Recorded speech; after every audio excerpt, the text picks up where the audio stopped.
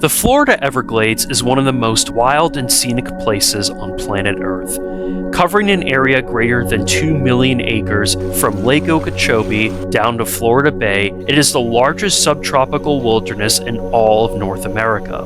Miles of sawgrass prairie wetlands as far as the eye can see, cypress forests and domes, various hammocks, pine rockland forests, and brackish mangroves are the common types of habitats that make up this landscape. The Everglades is also teeming with wildlife, ranging from mammals that are unique to the area, various species of birds, reptiles, amphibians, insects, and aquatic life. All of these features draw in millions of tourists from around the world who hope to experience this and more the Everglades has to offer. For me personally, the Everglades holds a special place in my heart. I remember the first time I visited back in 2022 and how incredible of a feeling it was to finally be there.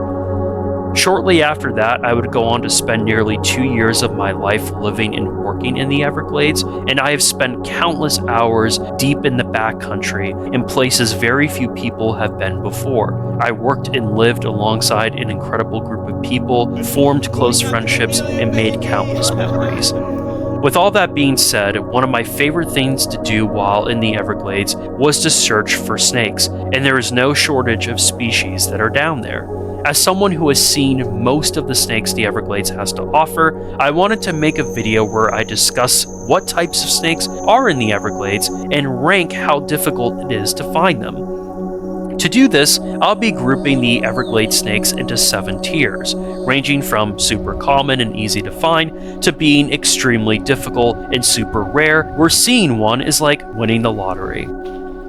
Now, I didn't spend hours scrolling through data to compile and determine these rankings. This is instead based on my own personal anecdotal observations and experience from finding snakes during my time in the Everglades. Whether you are into field herping or just naturally curious about snakes, I hope that you find this video helpful, informative, and enjoyable. So let us now talk about the snakes of the Everglades.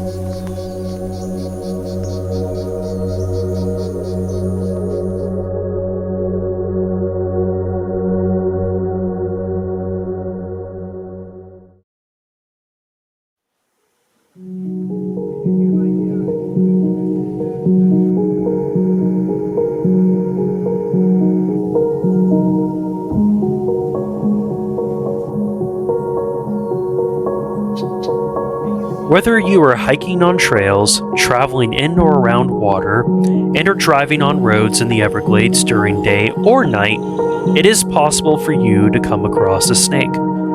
There are roughly 30 different species of snakes that have established populations across the Everglades.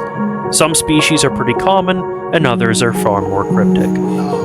For this video, I tried to represent the scale of abundance and likelihood of seeing the different Everglades snakes in the following tier system. As we start with the first tier and progress to the 7th, the abundance and likelihood of seeing specific snakes will continue to decrease. But again, these rankings are all based on my personal experience, and it is always possible to find a species in the higher numerical tiers no matter how much time and effort one puts into searching. Additionally, we could spend hours going in depth on the life history and ecology of these different snakes, but for the sake of time, I will just try to focus on each snake's identifiable characteristics, their relative distribution in the Everglades, and the likelihood of seeing them. For Tier 1, there are 5 snakes here that I believe are the most abundant and easiest to find in the Everglades. And the one snake I have probably encountered the most often in the River of Grass is the Florida cottonmouth. There is absolutely no shortage of cottonmouths in the Everglades. I've seen them floating in the middle of prairies, sheltering in cypress domes during the heat of day, and most frequently crossing various paved and dirt roads. There have been multiple times where I have seen up to a dozen in a day. More thick-bodied when compared to other species of similar body size and reaching up to 6 feet in length themselves, the cottonmouth is one of the largest snakes in the region. Younger individuals are light brown, almost tan in color, with darker cross bands running the length of the body, and yellow tip tails fade shortly after birth. As they age and grow, they become darker and less patterned to the point where they're almost completely black. The head is perhaps the easiest way to distinguish them from other snakes. For starters, the head is large and wide relative to the body and is usually upturned when they are resting and moving.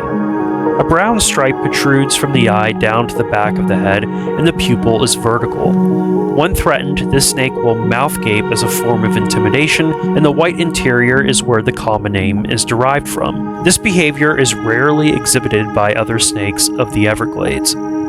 With the exception of mangrove areas, the cottonmouth is well distributed in every freshwater habitat across the entire Everglades. While they are active during the day, they are more frequently seen at night crossing roads. As one of the 4 medically venomous snakes native to the Everglades, it is important to be cautious when interacting with cottonmouths, staying on marked and open trails, being mindful of your surroundings, and keeping a safe distance if you find one will significantly reduce the chances of a bite. Contrary to popular myth, water moccasins do not chase people, or at least the few hundred I've seen in the Everglades have never chased me. Instead, countless cottonmouths have mouth gaped at me, fang striked, and fled at the very sight of me.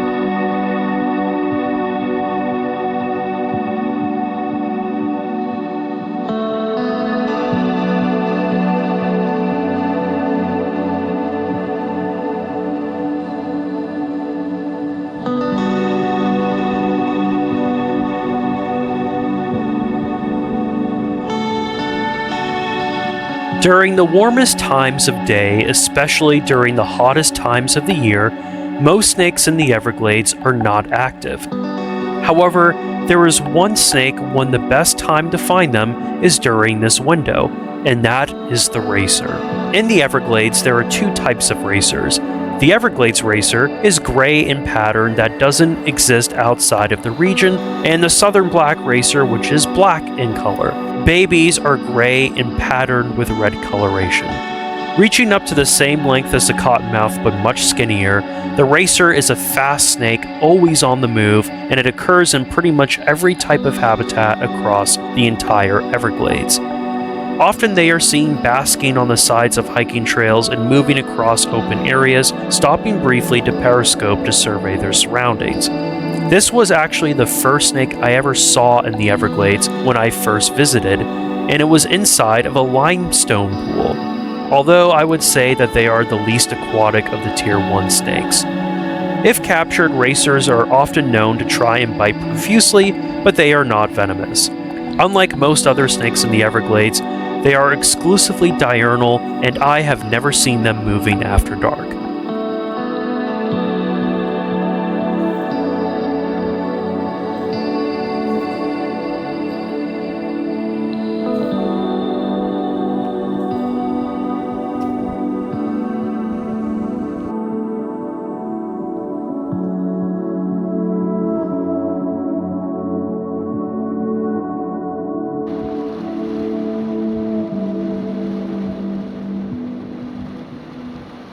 The genus Nerodia are commonly known as the water snakes, a group of relatively large non-venomous snakes that pack quite an attitude and produce foul odors.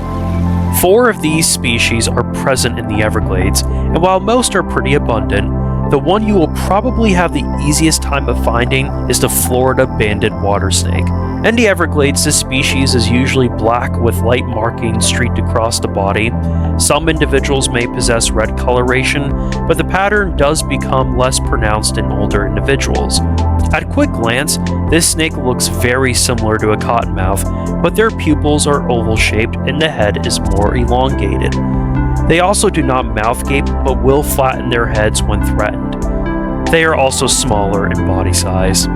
The banded water snake is well distributed across the Everglades, and while they are more active at night, they are also pretty active during the day. In mangrove habitats, they often hybridize with another Nerodia that we'll discuss later, and as a result, they can look quite different. The Florida green water snake is probably my favorite Nerodia in the Everglades. Their body coloration ranges from a dark green to an olive brown, with faint dark markings streaked across the body. Their eyes are more forward-facing and their heads are more tubular, giving them a derpy expression. These are the largest of the Nerodia and one of the largest snakes in the Everglades, with females reaching up to 6 feet in length. This is a snake you have to see in person to appreciate their impressive size, and I often call them the anacondas of the Everglades. Florida green water snakes are far more active at night than during the day, and while they are well distributed, I feel that they are more abundant in the northern half of the Everglades. They can be found in any freshwater habitat, but are most frequently seen crossing roads after dark. The peninsula ribbon snake is an aquatic slender snake that can be found in every type of habitat across the entire Everglades. Belonging in the genus of Thamnophis, this species is light brown to grayish-green in coloration, with a light stripe running the length of the body. Unpatterned lip scales and a distinctive white mark in front of each eye are the distinguishable characteristics of this snake. They are often seen crossing roads, along hiking trails, or moving through habitat at all times, but I do believe that night is the best time to find them. This is a very flighty snake like the racer, but if captured, they will spaz out in your hands for a bit before eventually calming down, but rarely do they ever bite.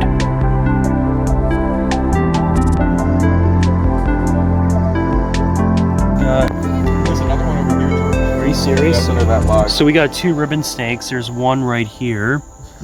Sweet. So that's really cool. The snakes of Tier 2 are 4 species in the Everglades that are also fairly common. The difference between these and the 5 snakes from Tier 1 is most notable in the amount of time one spends in the Everglades. If you are just visiting for a few days to a week, your chances of finding the Tier 2 snakes are pretty good. However, if you spend a lot of time in the Everglades and you're looking for snakes, you will find yourself seeing the Tier 1 species more often. With that being said, the Florida scarlet snake is more abundant in the Everglades than anywhere else in its range, and it is also one of my favorite species to find in the area. Spending most of their time underground, these non-venomous snakes are nocturnal and can be seen crossing roads and by hiking through habitat after dark. In all my time in the Everglades, I've only seen this snake during the day once, when my friends and I found one crossing a dirt road during a humid late morning in July of 2024. They're one of 3 definitive tricolored snakes in the Everglades that have a red, yellow, and black pattern. When younger, their yellow bands are completely white, and their red bands are the closest they'll be to this color. As they age, though, their white bands become more yellow, and their red bands become more orange. But regardless of their age, the black bands will always separate the red and yellow, preventing them from touching. The first band directly behind the head is usually the most yellow, and their shovel-nosed faces are reddish-orange with very little to no black. This pattern starts from the top of the snake and runs down their sides, where it abruptly ends. The underside of scarlet snakes are completely white, which makes them unique amongst the Everglades tricolored snakes. Florida scarlet snakes reach up to a couple feet in length, but very rarely will you see any longer than 18 inches. They are found throughout the Everglades, but are more abundant in the southern half than the northern half in my experience. I have seen more individual scarlet snakes in one night than any other species in the Everglades. Back in 2023, I once found 24 in a couple hours of herping, and found up to 6 in one night several other times. However, they are not a species I typically see every time I go herping after dark, and I've gone decent stretches without finding any. This is why they are not higher than Tier 2.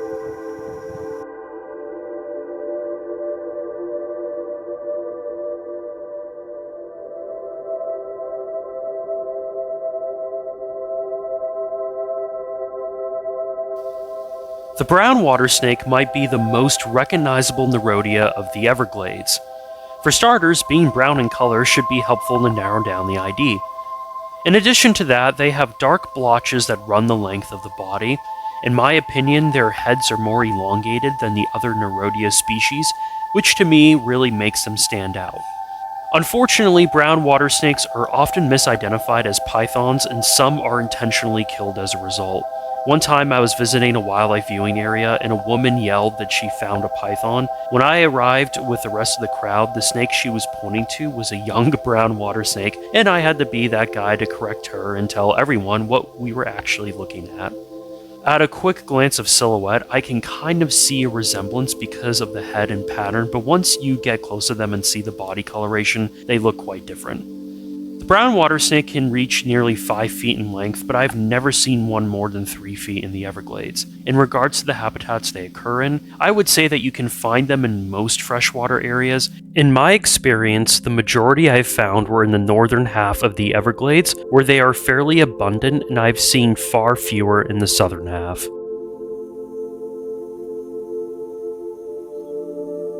The final snakes of Tier 2 are both in the genus of Pantherophis, which consists of fairly large non-venomous snakes known for their arboreal nature who will be either super chill or super grumpy when they see you. The most abundant of the two in my experience is the corn snake.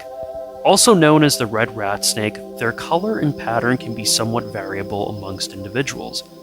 Typically, they are a grayish-orange or grayish-red, streaked with multiple rows of red or orange blotches. The head is also multicolored and has a distinctive mark on top. I would say that the majority of the ones I've found have been a couple feet in length, and the largest one I saw was pushing around 4 feet. In the Everglades, I have seen multiple corn snakes in a night several times, either crossing roads or climbing up trees and other vegetation. I've seen them pretty regularly after midnight and have found them on colder nights when you wouldn't expect snakes to be moving.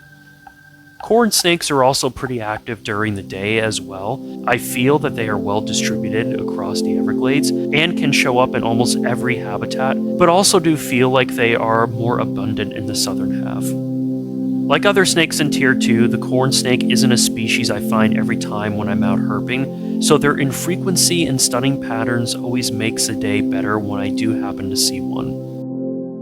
The eastern rat snake is one of the largest snakes in the Everglades, as they are capable of reaching over 6 feet, and I've seen several individuals that were around 4. There are 2 types of eastern rat snake morphs in the Everglades. The yellow rat snake is bright yellow in coloration, and the Everglades rat snake is orange in color and endemic to its namesake. Some individuals have faint pattern markings on the dorsal side, but many are mostly uniform in color. Their temporal activity and habitat usage is pretty much the same as their corn cousins, but I feel like they are more evenly distributed across the Everglades. Overall, I've encountered corn snakes more often than rat snakes in the Everglades. I also can't recall if I've ever seen multiple rat snakes in a day, and have gone decent stretches without seeing one at times.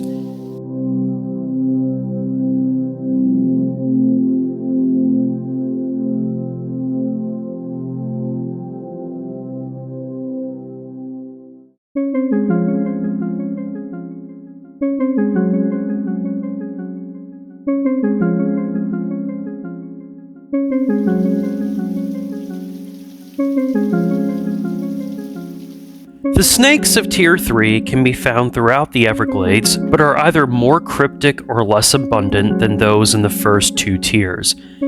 If you are in the Everglades for a limited time, your chances of seeing these snakes are definitely less likely, and you might need a little luck to play a factor.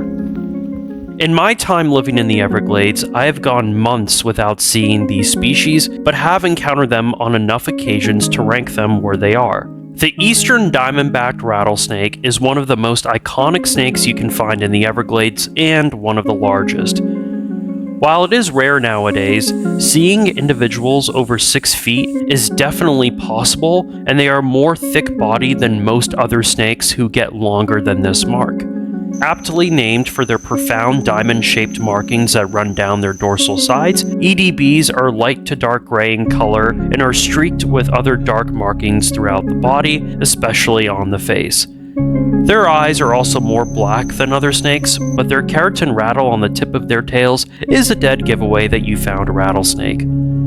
Early fall is probably the best time to see an eastern diamondback in the Everglades, and the heart of summer is probably the worst, but I feel that your chances of finding one is mostly consistent throughout the year.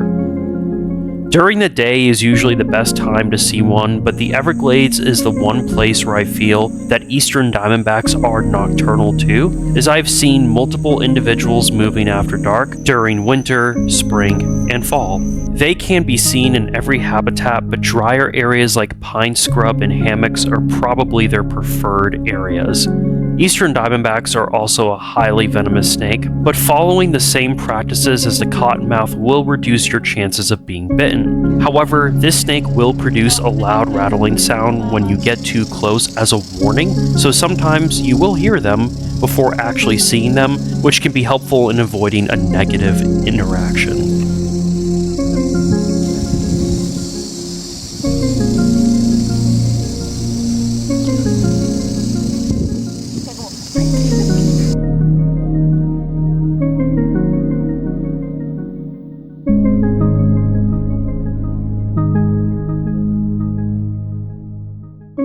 The Burmese python is the most well-known snake in the Everglades, but unfortunately it is for the wrong reasons. Native to Southeast Asia, this snake was introduced to South Florida in the mid-20th century via the pet trade.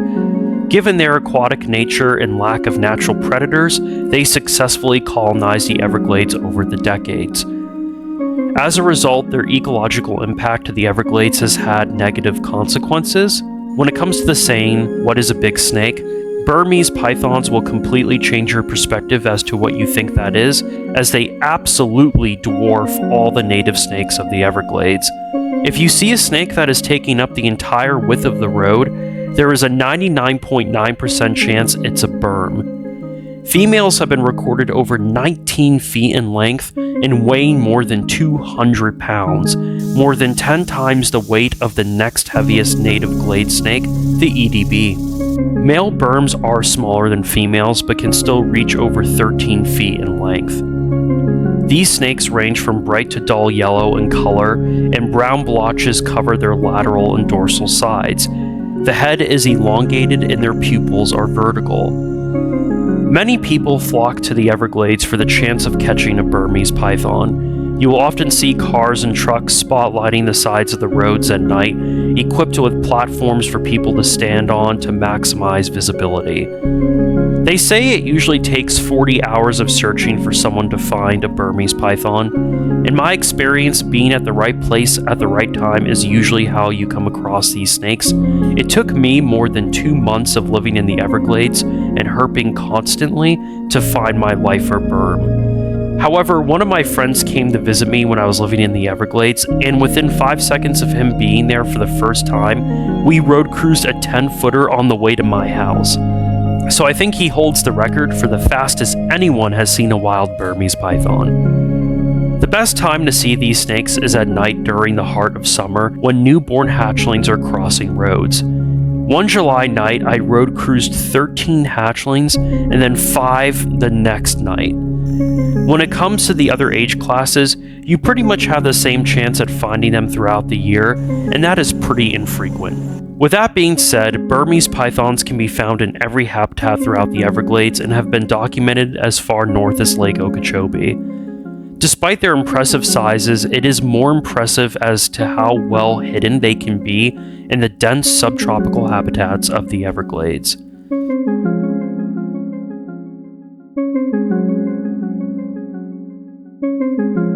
So Peter right now is holding the 13th Burmese python of the night.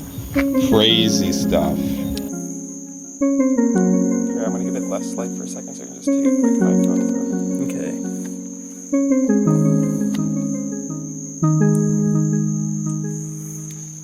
Look at how it's actually really calm.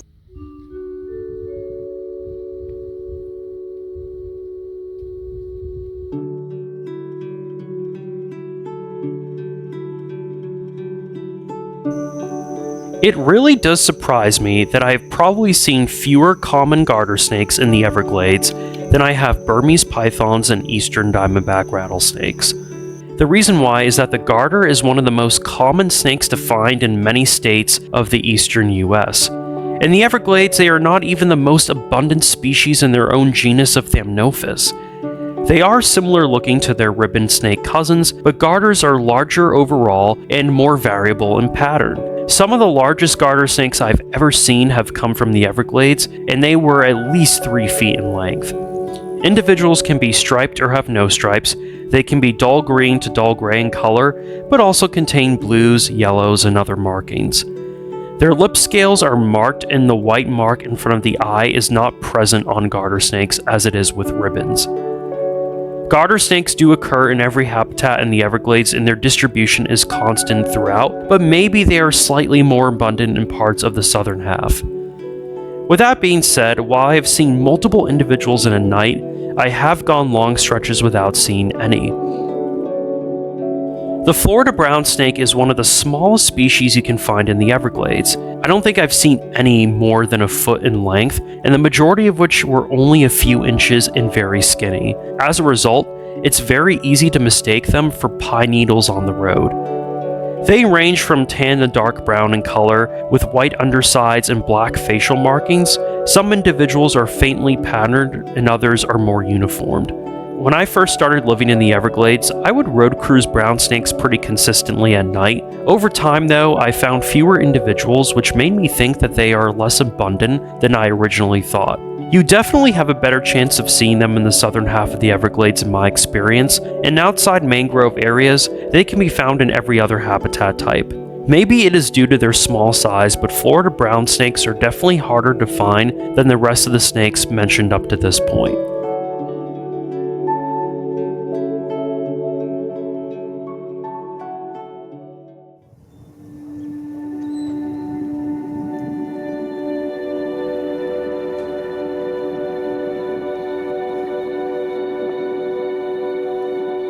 When it comes to the snakes of the Everglades, there are 2 species that I had a pretty difficult time to rank as to how difficult they are to find. The reason being is that I've only seen them on a very few occasions, but despite that, I believe that they are more abundant than what my personal experience indicates.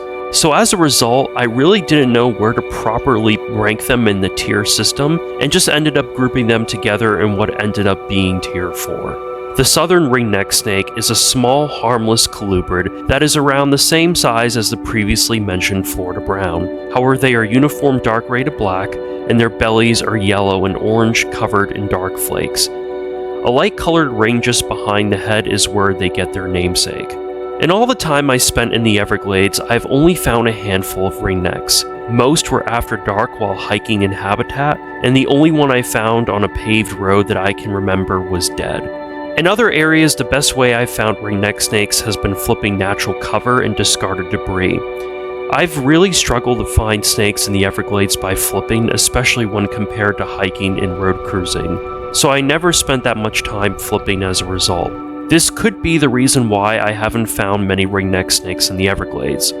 It is also a strong possibility as to why in all my time in the River of Grass, I've only found one Brahminy blind snake. If you have a hard time distinguishing this from an earthworm, don't feel too bad because their appearance and demeanor is very similar. These snakes only get up to a few inches long and are brown in color with very faint scales and eyes. Brahminy blind snakes are completely fossorial, and while they are native to Southeast Asia, they have been introduced all over the world, largely due to the plant trade as they are often found in flower pots at nurseries. When I visited the Everglades back in 2022 for the first time, I was out herping at night and one of the people I was with flipped to this blind snake under building material that fell off an outdoor bathroom. And the rest of the time I spent in the Everglades in South Florida, I never found another Brahminy blind snake. In one of the houses I lived in, a roommate of mine told me that they would turn up in her bathroom occasionally, but thankfully I never encountered one that way. I truly feel that in the more natural habitats of the Everglades, you're not going to find this snake very often, so your best chances to do so are flipping discarded debris around homesteads and other buildings. This is why it is very difficult to herp in the Everglades sometimes, because those are all mosquitoes. As you can see, I'm literally surrounded by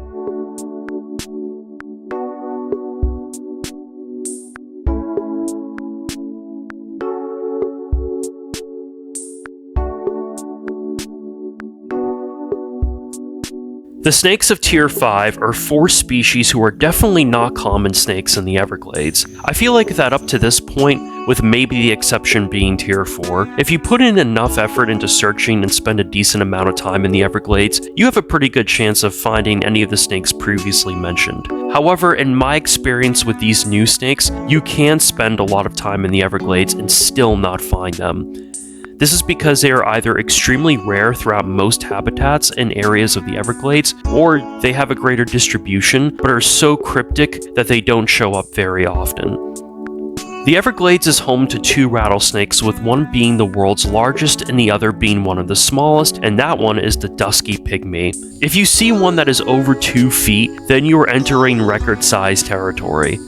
Most of the time, they are only a few inches to around a foot in length in my experience, with the largest I have seen were pushing 18 inches. Their body color ranges from dark to light gray, covered in dark blotches, with a profound red dorsal stripe that runs the length of the body. The head usually has a dark defined stripe protruding from the eye similar to that of cottonmouths, and their pupils are vertical. A very small rattle is at the tip of their tails, and the noise that it produces is a lot quieter than other rattlesnakes. In the Everglades, I've probably seen around 10 individuals. Half were from one night alone, and most were anrithristic, meaning that their white pigmentation was obscuring other colors on the body.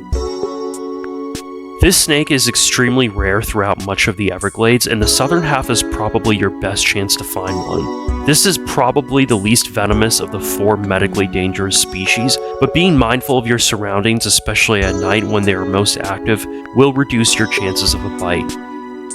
The mangrove salt marsh snake is the last species of Nerodia that is native to the Everglades and is by far the most variable in pattern. They either range from dark gray with gold striping to bright uniform orange and red with faint patterning.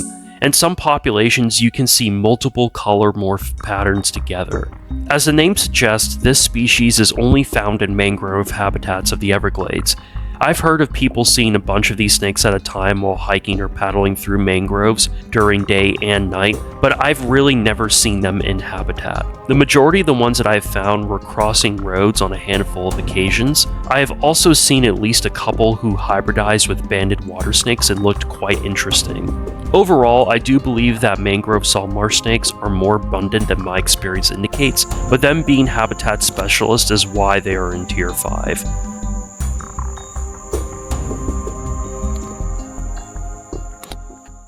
The next 2 snakes are both aquatic. They're similar in their distribution, and in regards to my experience, I've found them around the same number of times and usually the same way. The first is the eastern mud snake, which is one of my favorite snakes to find in the world and one of the largest snakes native to the Everglades. Typically, the top of the snake is black and the underside is either bright red to reddish white, and the 2 colors roughly meet in the middle to form contrasting band patterns. The red is more pronounced and more distributed in some individuals. The head has these colors, with some individuals also possessing yellow, and the eyes are red. With their smooth scales that add a hint of iridescence, mud snakes are one of the most vibrant and stunning snakes you can find in the Everglades. This, along with their infrequency, makes finding one just truly memorable. In my experience, I've only seen 5 mud snakes in the Everglades, and all were in 2024.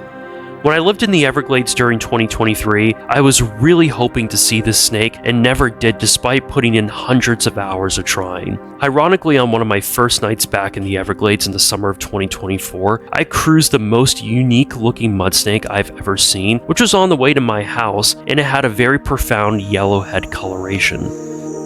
A few months later, I was hanging out with a group of friends one night, and a couple of them who were out and about randomly cruised the most vibrant red mud snake I've ever seen, so a bunch of us piled into my truck to go take a look at it. Shortly after, I ran into the same friends while herping, and they happened to have road cruised my first hatchling mud snake. On a cold November night, I was heading out to get some food when just outside of my driveway, I randomly found this mud snake crossing the road. The last mud snake I saw was on a warm December night. I reached an intersection and decided to turn back to head to my house to call it a night after road cruising. After I started heading that way, I then decided to turn around and head back the other direction just so I could stay out a little longer. Shortly after passing the intersection again, I found a small object in the road that I decided to check out, and it turned out to be the most vibrant hatchling mud snake I've ever seen.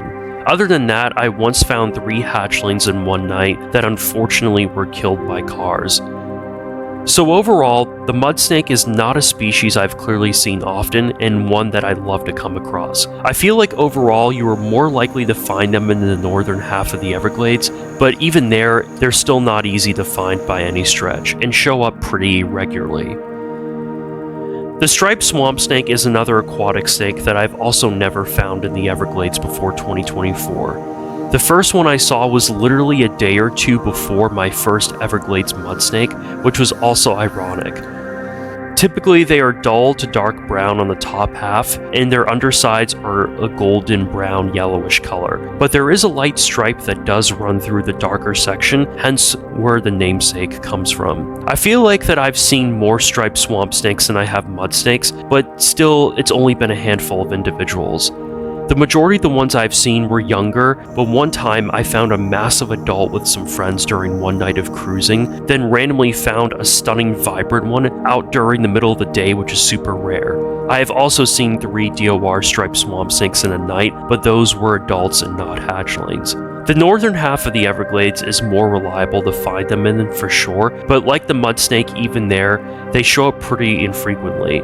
Both species are very cryptic that you can go very long stretches without seeing, even if you spend every single day and night in the Everglades for a long period of time, like myself.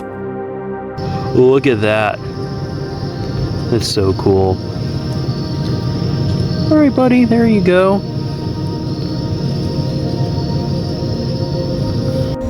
Alright, one last look at the monster crayfish snake that I'm just going to let go into here. And alright, we'll keep on cruising.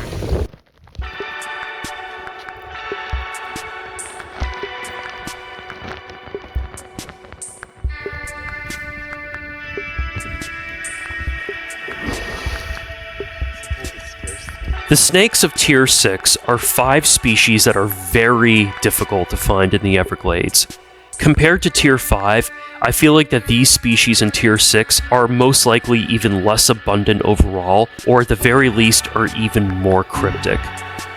Their distribution in the Everglades is also very spotty, and even in areas where you have a better chance of finding them, they can be even more difficult to come across compared to Tier 5 snakes that fit the similar criteria. I've never seen more than 2 individuals of each species during the entire time I've spent in the Everglades, which is combining the nearly 2 years I've lived there and every other time I visited. So if you do happen to see one of these snakes during your first time ever in the Everglades, you should go out and buy yourself a lottery ticket. The eastern coral snake is the only species of the Elapidae family, and arguably is the most venomous snake of the Everglades. These are also tricolored snakes with red, yellow, and black bands, like the scarlet snake. However, the yellow bands in the coral snake do touch the red bands, which is a major difference in distinguishing the 2 species. Additionally, the face and most of the head is completely black, which is another major difference. The 9 coral snakes I have seen have all been in the state of Florida. However, in the heart of the Everglades, I've only seen 2 individuals. One was found a few hundred feet from my house during the summer of 2023, and another one was found crossing a road that I had driven on hundreds of times before without seeing one. That was a couple months later. Both individuals were also found in 2 completely different habitats, with one being a pine rockland forest and the other being a prairie wetland. Overall, eastern coral snakes in the Everglades are very sparsely populated, and there are significant areas where they cannot be found. Even though they are technically the most venomous snake of the Everglades, coral snakes are the least likely to bite of the other 3 species. That is definitely something you shouldn't test, and as I've said with the other medically venomous snakes, keeping your distance and being mindful of your surroundings will significantly reduce the chances of you being bitten. The scarlet king snake is the 3rd red, yellow, and black tricolored snake of the Everglades. The black bands do separate the yellow and the red, preventing them from touching, just like the scarlet. Additionally, while their head has some black coloration, their face is reddish in color, which is another way to tell them apart from the coral snake. The biggest difference between scarlet king snakes and scarlet snakes is their color on the belly. Unlike scarlet snakes, which are completely white, the band pattern that's found on the dorsal and lateral sides can be seen in the bellies of scarlet kings, making them not uniform and white. This is probably the best way to tell the two species apart. The only scarlet king snake I've seen in the Everglades was one individual that I road cruised in the same location twice and 2 weeks apart during April of 2023. Overall, their distribution is incredibly patchy, but finding them in habitat appears to be more reliable, and I'm saying this very loosely, than road cruising. Usually after heavy rains increases your chances of seeing them out and about and moving.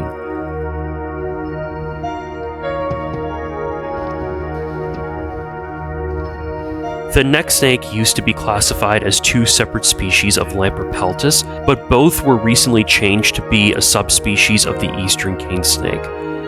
To make things less confusing, I am going to describe them separately because they do look slightly different. The first is the Brooks cane snake, which is endemic to the Everglades. This snake is white in coloration with faint black crossbands and some other black markings.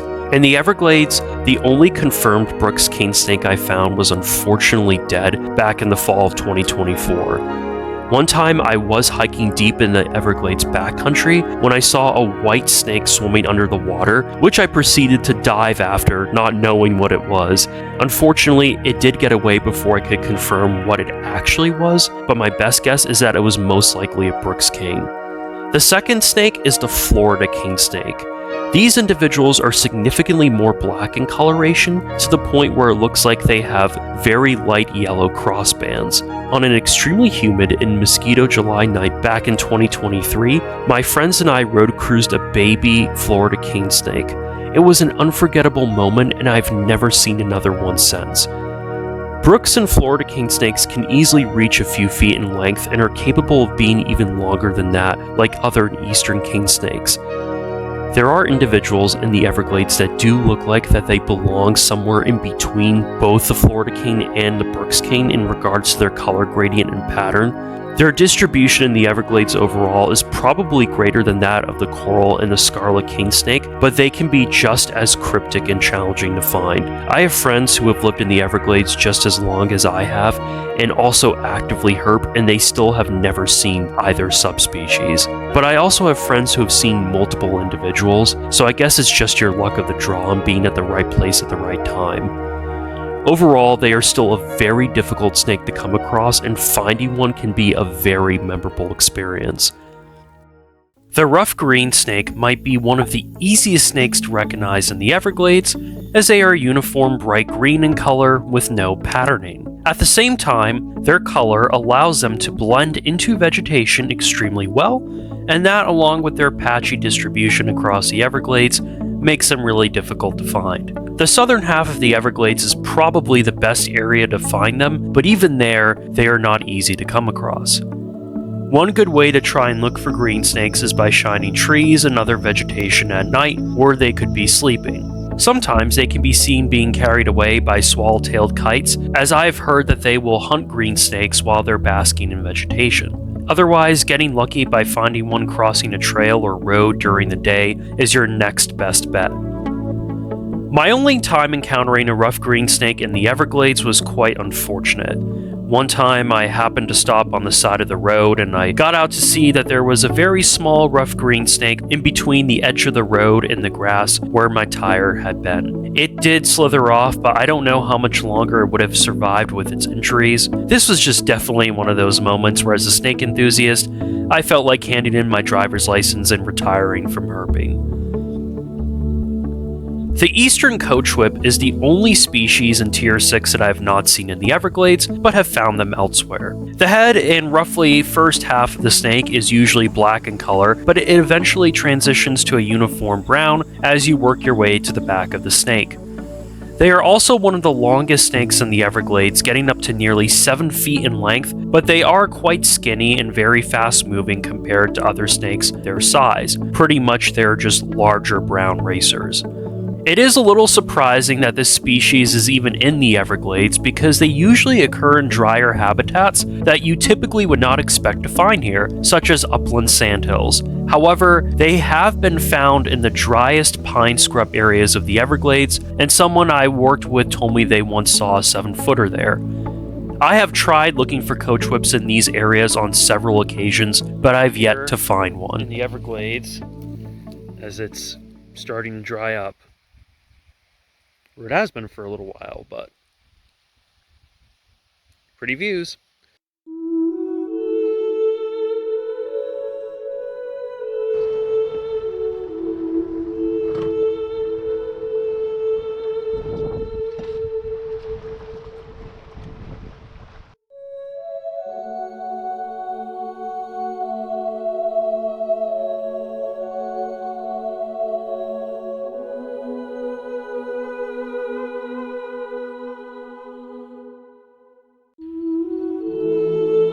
The snakes of Tier 7 are the rarest ones you can find in the Everglades.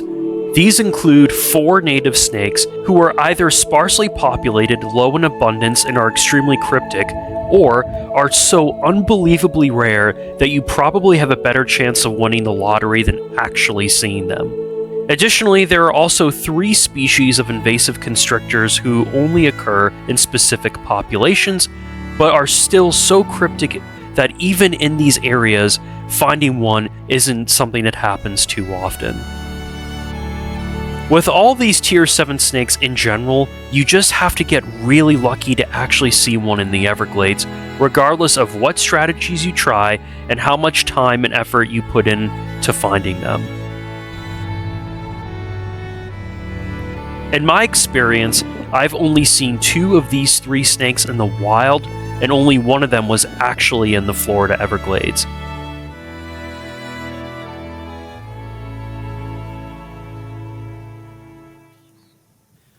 The black swamp snake is probably the easiest of the Tier 7 species to see in the Everglades, but let's be clear, finding one overall is still extremely difficult. Less than 2 feet in length, they are all black on the dorsal and lateral sides, but the belly is bright red or orangey red, so not too challenging to identify.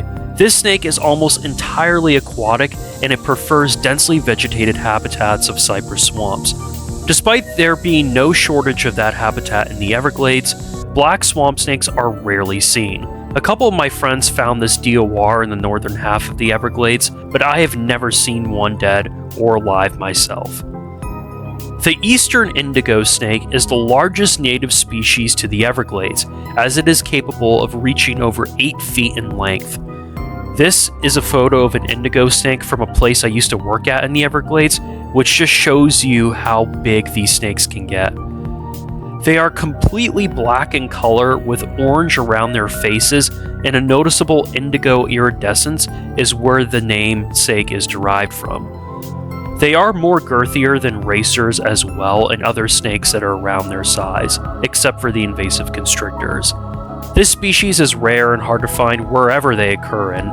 They do occupy riparian areas, but their preferred habitat types are areas associated with dry upland sandhills, which are completely lacking in the Everglades. As a result, they are already even more cryptic and sparsely populated compared to where they are in other areas, so seeing one in the Everglades is extremely rare. I've had a couple of coworkers who found individuals that had been killed by cars crossing roads. I have never seen an eastern indigo in the Everglades other than a captive individual my friends and I got the privilege to handle one time. The only wild eastern indigo snake I have seen was in the sandhills of the Georgia coastal plain, and it was chilling with a gopher tortoise.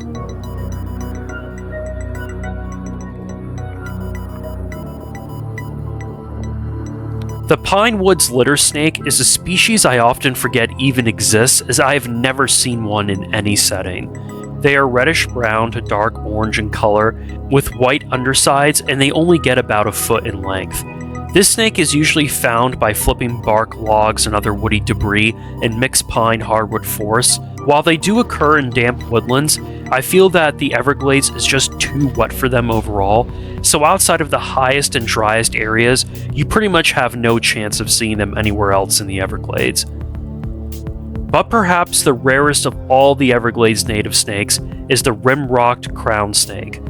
This species is endemic to the limestone rock ridges of Miami-Dade County in the Florida Keys, so the fact that they're found nowhere else in the world is pretty cool. Under a foot in length, they are tan to beige on their dorsal and lateral sides and have a pinkish white to cream belly. The head is darker with a black mark that's just posterior. Outside of pine rockland forest, this snake does not exist anywhere else in the Everglades, but even in these forests, they are rarely ever seen, and with sea levels rising, they are at the risk of becoming extinct from the Everglades. If you find this snake in the Everglades, or anywhere else it occurs in Miami-Dade County or the Florida Keys, no matter how much time you spend looking for them, go buy yourself a lottery ticket. The boa constrictor is native to South America and has become established in South Florida. Typically, they are light brown and are patterned with beautiful reddish-brown markings. The tail and the posterior region of the snake is more profoundly red, giving them just a stunning overall appearance. An easy way to identify a boa constrictor is based on their size. While smaller than Burmese pythons, they are still larger than any other native snake to the Everglades, with females exceeding 10 feet in length. The only established population of boa constrictors that I'm aware of is in a very urban area of Miami-Dade County that I wouldn't technically associate with the Everglades anymore. However, because they are still legal to own as pets in the state of Florida, individuals do occasionally turn up in the Everglades and have done so over the years every once in a while. When I lived there in 2023, someone road cruised this individual in Everglades National Park. Additionally, because they are not a prohibited reptile species, I'm pretty sure you can legally transport them, so if you do find one in the Everglades, I strongly encourage removing it if you feel comfortable doing so. The rainbow boa is another invasive constrictor native to South America. Reaching a little more than 6 feet in length, this snake is orange-brown in coloration, with lighter and darker markings and a profound iridescence which really makes them super vibrant.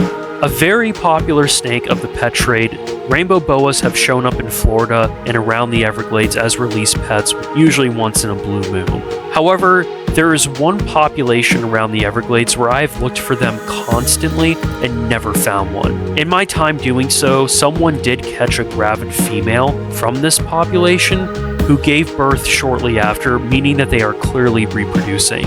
Someone told me that they once saw one attempting to constrict a cattle egret, which was also kind of mind-blowing. One day I do hope to catch an individual from this population after all the effort I have put into searching there.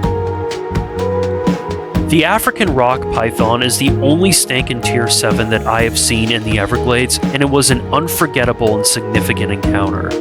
They can reach around the same sizes as Burmese pythons, but their coloration is significantly lighter, especially the bands, which are lighter and far less prominent than those on Burmese pythons.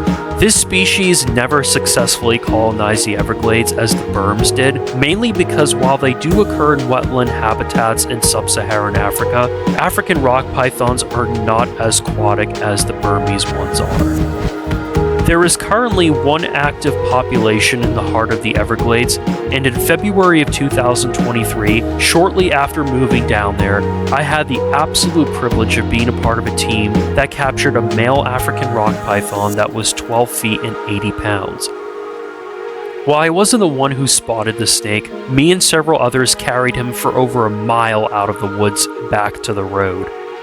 It was the first individual seen from this population in a couple of years, and it was my first time ever encountering a large constrictor in the wild. This encounter with the African rock python is easily up there as one of my fondest memories during my time in the Everglades. So there you have it, roughly 30 species of snakes that you can find in the Everglades and the probability of actually seeing them. Well, at least that's based off of my experience. So before I end this video, I did want to compare my tier rankings to actual numbers of snake observations in the Everglades that have been reported to a database. To start, I drew a rough boundary around the Everglades and got over 23,000 observations from a total of 41 different snake species. Now, there are a few things right off the bat that are probably going to lead to some differences between my experience and these observations. One is a possible daytime observation bias. While there are people like myself who have ventured deep into the Everglades backcountry and have explored the region at all times of day and night, the majority of people who are visiting the Everglades are doing so during daylight hours and are more likely to stay in more accessible areas that accommodate to tourists. Additionally, Florida is a hub for invasive species, and while many have established breeding populations, it is possible that some of these snake observations were individuals that had been either illegally collected by people or were at first pets that regardless had been released, and they are not from established populations. Lastly, coastal areas within this boundary are metropolitan areas like Miami, which have created completely different urban landscapes that have boosted some snake populations, in my opinion. But with that being said, let us just compare. Here we can see the 10 most observed snakes in the Everglades. This includes every Tier 1 snake, almost all of the Tier 2s, and very surprisingly, both Tier 4 snakes made the top 10. In regards to the latter, this just proves that my strategies for finding ringneck snakes and Brahminy blind snakes are clearly not the best ways to do so. However, most of the Brahminy blind snake observations being reported here were all from urban areas within the boundary and not really in Everglades habitat. It also surprised me that there have been 1,000 more racer observations in Florida cottonmouths, especially given that racers are not active at night at all. While racers are still very common, I will go to my grave saying that cottonmouths are probably the easiest snake to find in the Everglades. This just really goes to show the potential daytime observation bias. Regarding both Pantherophis species, I did discover by going through my own footage in preparation for this video that I've actually encountered more than I originally thought, especially rat snakes during the day. However, I still have seen significantly more Florida green water snakes, and if you are out at night in the Everglades, I guarantee you will see more of them than the two Pantherophis. Here are the 11 to 20 most observed snakes in the Everglades. Here we have one Tier 2 species, all the Tier 3 and Tier 5 snakes, and one species from Tier 6. In regards to scarlet snakes, this doesn't really surprise me, especially because they are exclusively nocturnal, and there are certain ways to increase your chances of finding them that most people don't know about. So maybe my experience is a little inflated, but I still feel like they're easier to see than diamondbacks. It also looks like that the Tier 3 snakes have been observed in the same order that I ranked them in my tier system. Mangrove saltmarsh snakes being observed more than any other Tier 5 snake does support my claim that they are more abundant than my experience indicates. Pygmy rattlesnakes being less observed than muds and swamp snakes, which is the opposite of my experience, also kind of makes sense because the former two have a greater distribution in the Everglades overall, despite the fact they're still pretty cryptic, so this means that they'll be found more often by people. The 21 to 30 most observed snakes are the rest of Tier 6, 5 of the 7 species from Tier 7, and the hybrid mangrove saltmarsh snakes and banded water snakes separately, which is something that I didn't do in my tier system. I would say that indigo snakes are probably more abundant in the Everglades than pine woods litter snakes despite having fewer observations, but otherwise nothing else here really surprises me about which species were observed more than others, as all these snakes are difficult to find. And the 31 to 41 most observed snakes are filled with species I would not have even thought to put in my tier system. Other than the rainbow boa and African rock python, I'm unaware if any of these other species have reproductive populations in the Everglades. The eastern hognose and pine snake are native to Florida, but they occur almost exclusively in very dry xeric habitats that are not present in this part of the state. It is likely that these observations of hognose and pine snakes were individuals that were most likely collected from the wild and then just happened to be released over here. The other species listed here are not native to the United States and were all most likely escaped or released pets. Ball pythons in particular are very popular snakes on the pet trade, and I don't know if they have any established populations in Florida.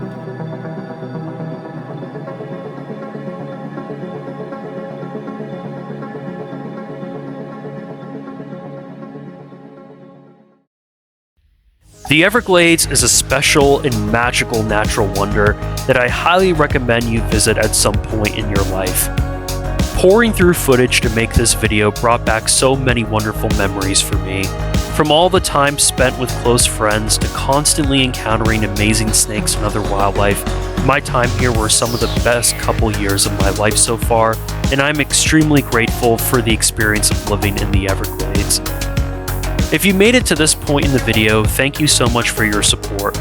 Whatever your reason is for watching, I hope you found it enjoyable, informative, and have a better appreciation and understanding for the snakes of the Everglades.